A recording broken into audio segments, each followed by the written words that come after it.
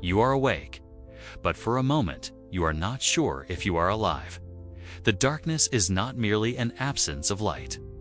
It is a physical weight pressing against your eyelids, heavy and suffocating like a wool blanket soaked in ice water. There is a smell here that you have never encountered before.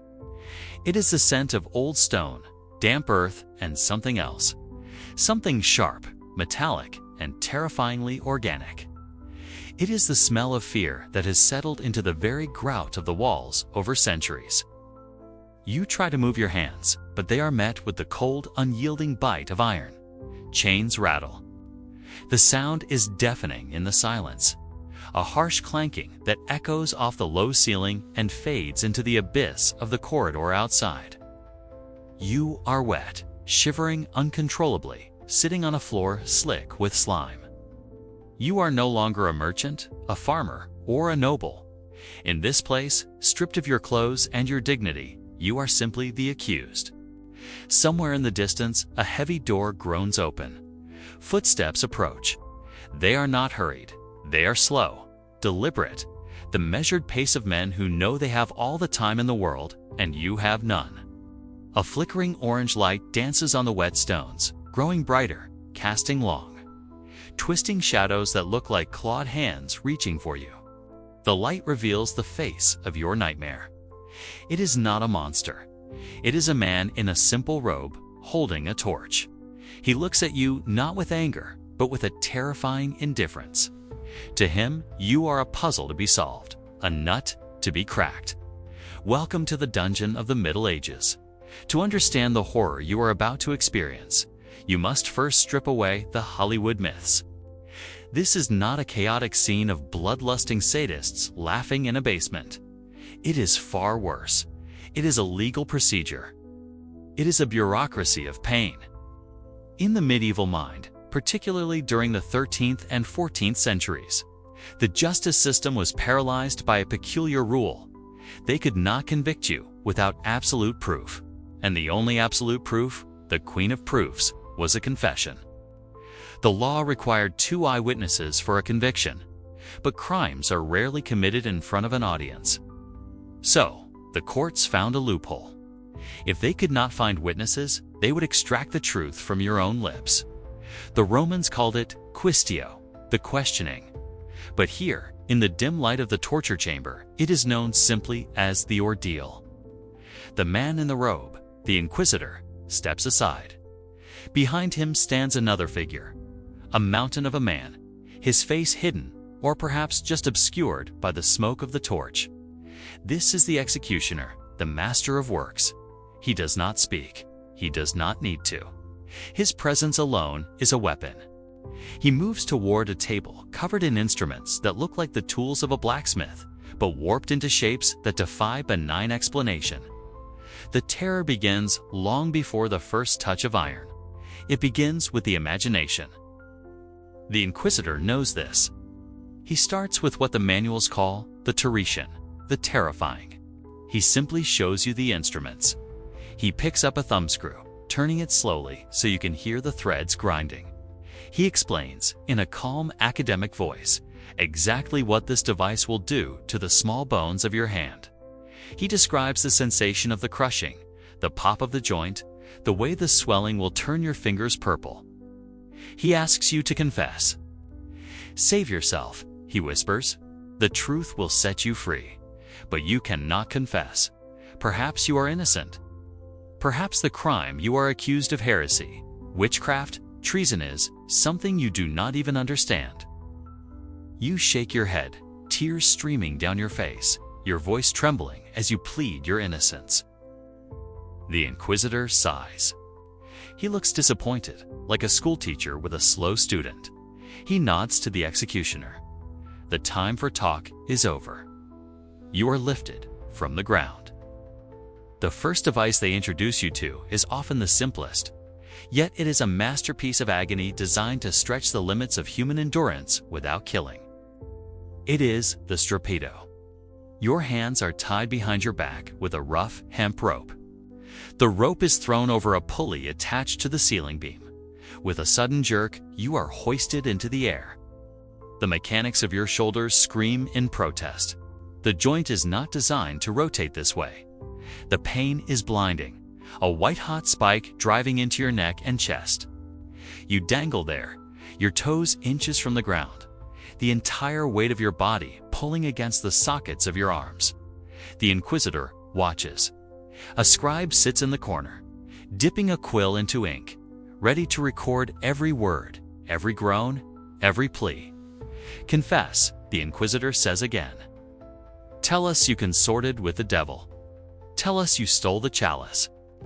The agony is all-consuming. It drowns out your thoughts. Your world narrows down to the burning fire in your shoulders. You try to support your weight, to stop the pulling, but there is nothing to hold on to. And then the executioner adds the weights. Heavy stones are tied to your ankles. The sudden downward pull creates a sickening popping sound. Your shoulders dislocate. The scream that tears from your throat does not sound human. It sounds like an animal caught in a trap. But they do not stop. They lower you just for a moment, to let the pain throb, to let the blood rush back into your useless arms, turning the agony from a sharp tear into a dull, rhythmic pounding. Then they hoist you up again.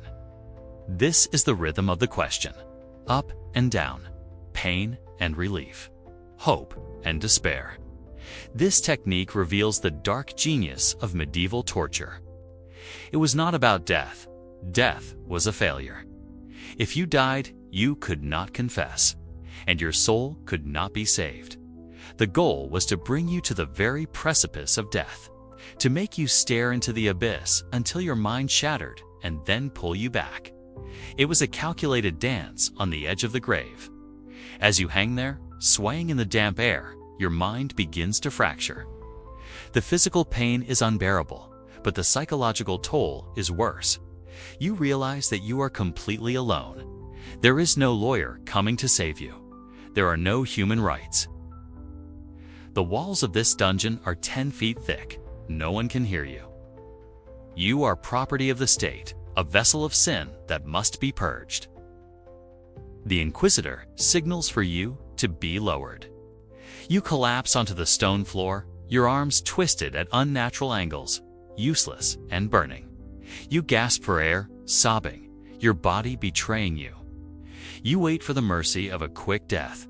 But the Middle Ages were not known for mercy. They were known for ingenuity. The executioner drags a wooden frame into the center of the room. It looks like a bed, but a bed for a giant. It has rollers at both ends and a system of ratchets and levers. This is the rack. It is the most iconic symbol of the era, the quintessential machine of the Inquisition. They lift you onto the wooden planks. Your wrists are shackled to the roller at the top, your ankles to the roller at the bottom. The wood is rough against your bare skin. The Inquisitor leans over you. The Strappado was a warm-up. His eyes seem to say, "This is the true test." The executioner begins to turn the handle. Click, click, click. The ropes tighten. Your body is pulled taut. At first, it feels like a stretch, almost relieving the tension from the Strappado. But then, the turning continues. The tension builds. Your joints, knees, hips, elbows, shoulders are being pulled apart simultaneously. The connective tissue, the ligaments that hold your skeleton together, begin to fray. You can hear the sound of your own body failing. It is a dry, snapping sound, like twigs breaking in a winter forest. The pain is no longer localized. It is everywhere. It is a symphony of suffering. Your chest cavity is stretched so tight you can barely breathe. Every breath is a shallow gasp. Confess. The voice comes from above, distorted and distant. In this moment of absolute vulnerability, a terrifying question forms in the foggy remnants of your consciousness. What is the truth? Does it matter anymore? If you say yes, the pain stops. If you admit to flying on a broomstick, to poisoning the well, to cursing the neighbor's cow, the turning of the wheel will cease. The torture chamber is not a place where truth is found. It is a place where truth is manufactured. The Inquisitor already has the story he wants to hear. he just needs you to recite it. You realize that your endurance is not a virtue here. It is a curse. The longer you hold out, the more creative they will become. And they have so many other tools. You see them in the corner of your eye, lurking in the shadows. There are the pear-shaped devices designed to be inserted into the body and expanded. There are the iron chairs with spikes. There are the braziers filled with glowing red coals. But before they move to those horrors, they decide to try something different. Something that leaves no marks. Something that targets the most primal fear of all. The fear of drowning. They unstrap you from the rack. You cannot stand. Your limbs are jelly. They drag you to a bench. They force you to lie down. A piece of linen cloth is placed over your face. You try to shake it off, but heavy hands pin you down. Then comes the water. It is poured slowly from a jug. The water saturates the cloth. You try to inhale, but you suck the wet fabric into your mouth and nostrils. You are gagging, choking. The sensation is immediate panic. Your body thinks it is underwater. Your reptile brain screams that you are dying. You thrash against the restraints, your lungs burning for oxygen that isn't there. They stop pouring. They pull the cloth away. You gasp, heaving, coughing up water. Confess, they say, and then the cloth goes back on. This was the water cure, a technique so effective it would survive for centuries, evolving into what the modern world calls waterboarding. It proved that you don't need to break a bone to break a man. You just need to take away his breath.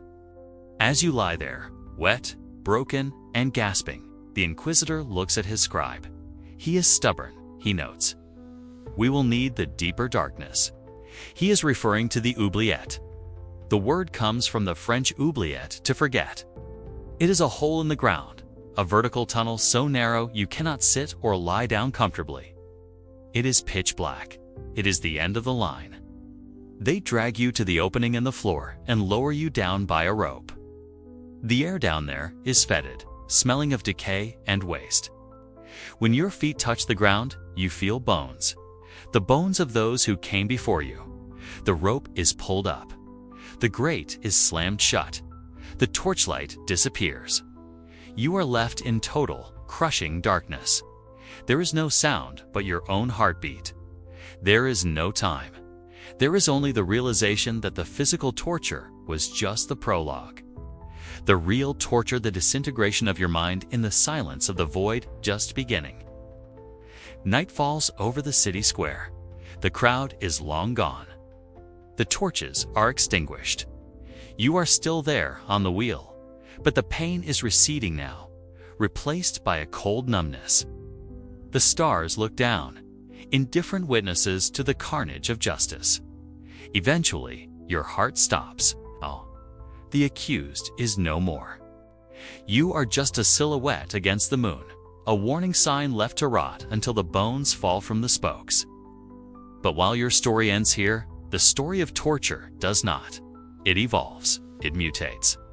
Fast forward a few centuries. You are now a tourist, walking through a museum in London, Prague, or Rothenburg. You are surrounded by glass cases. Inside them are the rusted relics of the past. You see the thumbscrews looking small and almost harmless, like antique tools. You see the masks of shame. And then you see it. The Iron Maiden. It stands tall, a sarcophagus shaped like a woman, lined with terrifying spikes on the inside. You shudder. You imagine being trapped inside, the door closing slowly, the spikes piercing your eyes and chest. It is the ultimate nightmare. But here is the twist. The Iron Maiden is a lie. Most of the Iron Maidens displayed in museums today were built in the 19th century. They were created by showmen to satisfy the Victorian fascination with the Dark Ages. There is almost no evidence that they were used in the Middle Ages. Why does this matter? Because it reveals something profound about us.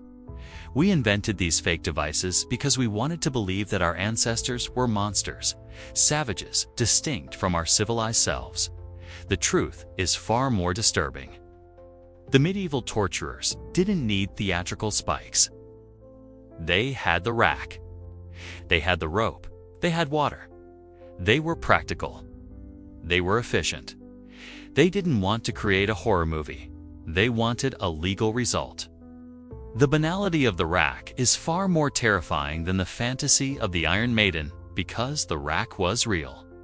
It was sanctioned by the state, blessed by the church, and operated by civil servants.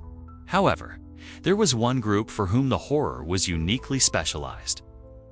The witches. Shift your gaze to the 16th and 17th centuries. The panic has shifted from heresy to sorcery. If you were a woman and herbalist, a midwife, or simply an outsider, you could be stripped of your humanity in an instant. Imagine the swimming test.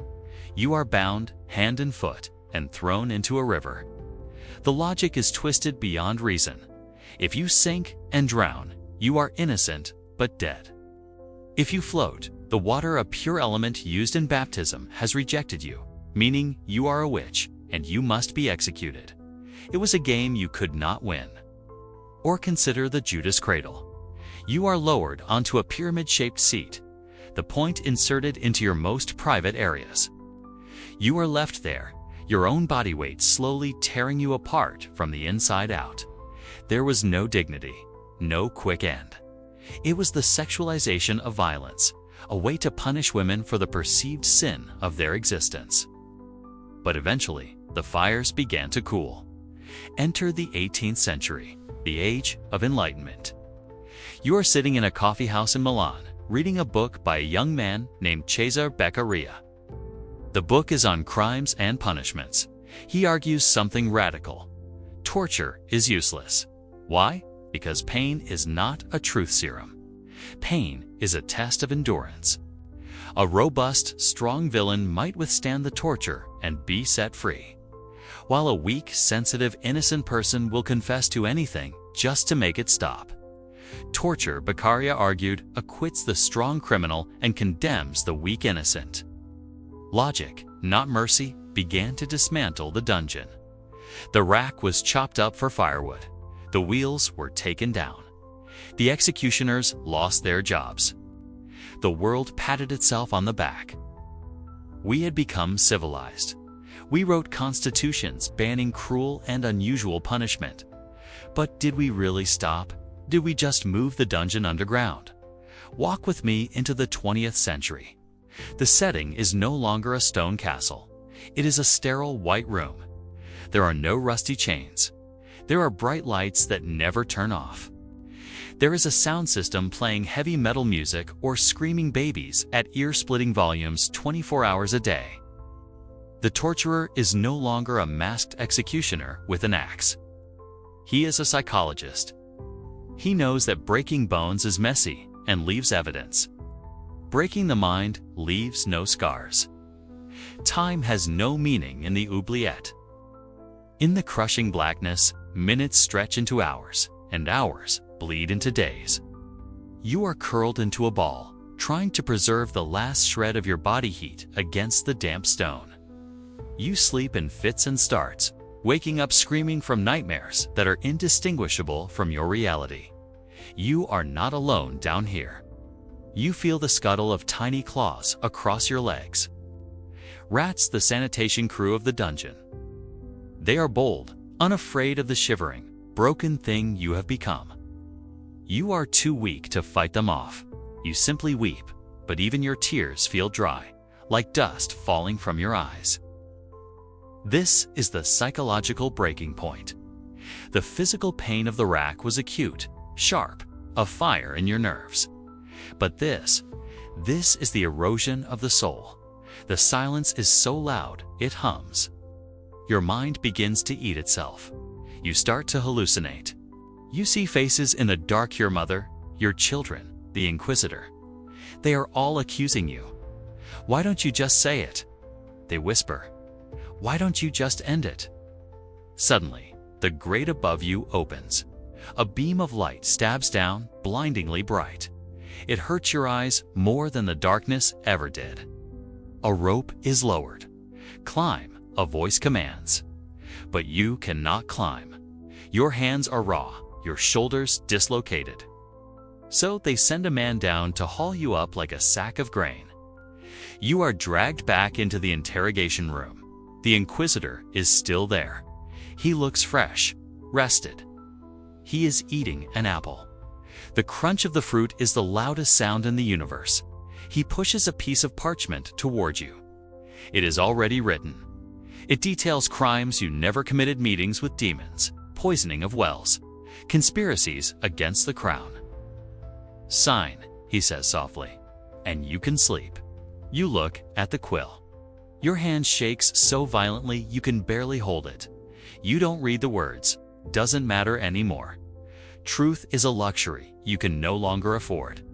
You just want the darkness to stop. You scratch an X or a shaky signature at the bottom. The Inquisitor smiles. It is a genuine smile of satisfaction. It is done, he says. You are reconciled. But this is the cruelest trick of the medieval justice system. Your confession does not save you. It merely validates your destruction. You have admitted to being a threat to God and King. You are no longer the accused. You are now the condemned, and the condemnation must be public. The scene shifts.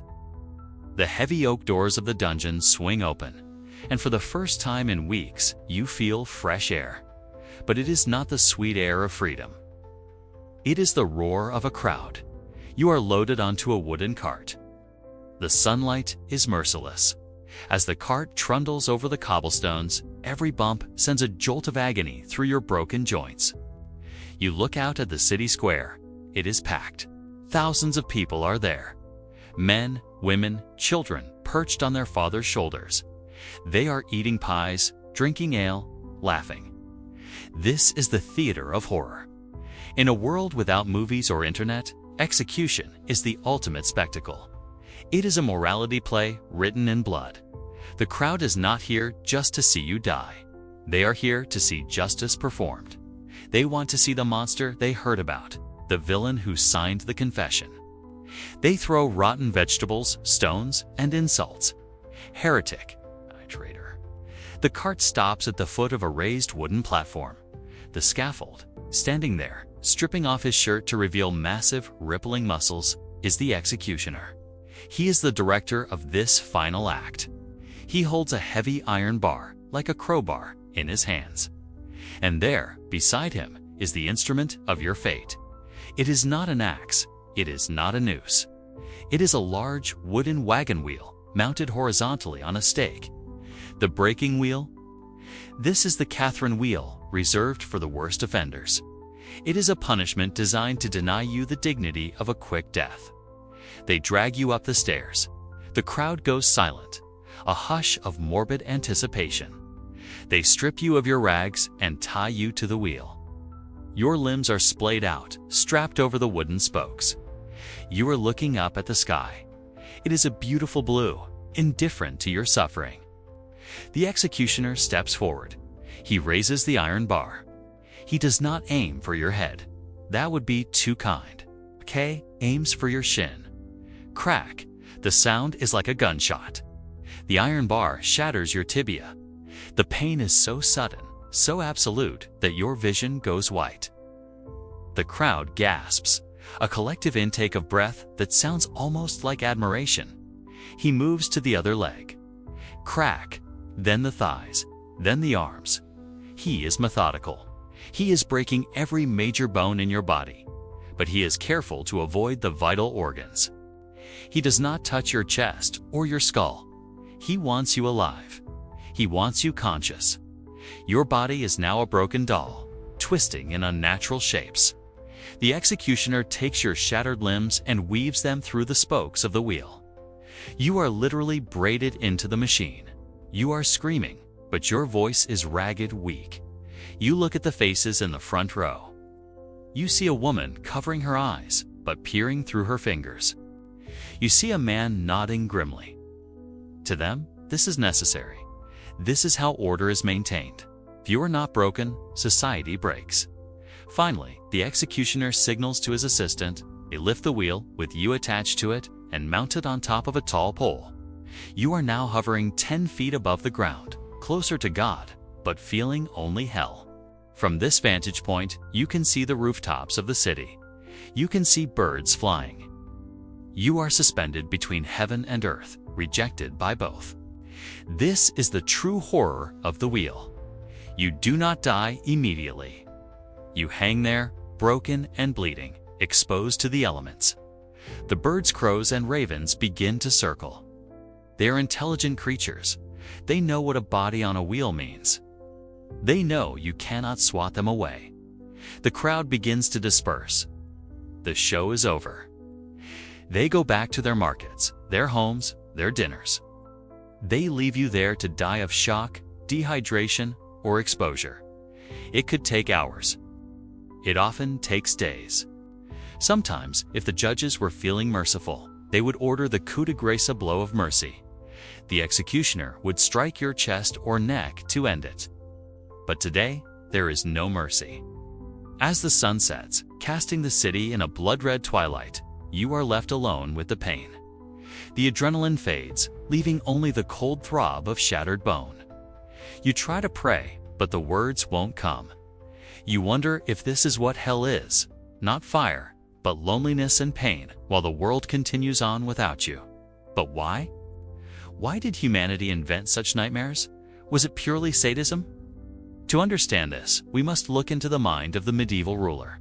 They did not have a police force. They did not have cameras or DNA testing. They had fear. It's the spectacle of the wheel, the rack, the drawing, and quartering. These were their propaganda. The broken body on the wheel was a billboard that screamed, "Do not cross the king. Do not cross the church." It was a desperate attempt to impose order on a chaotic world.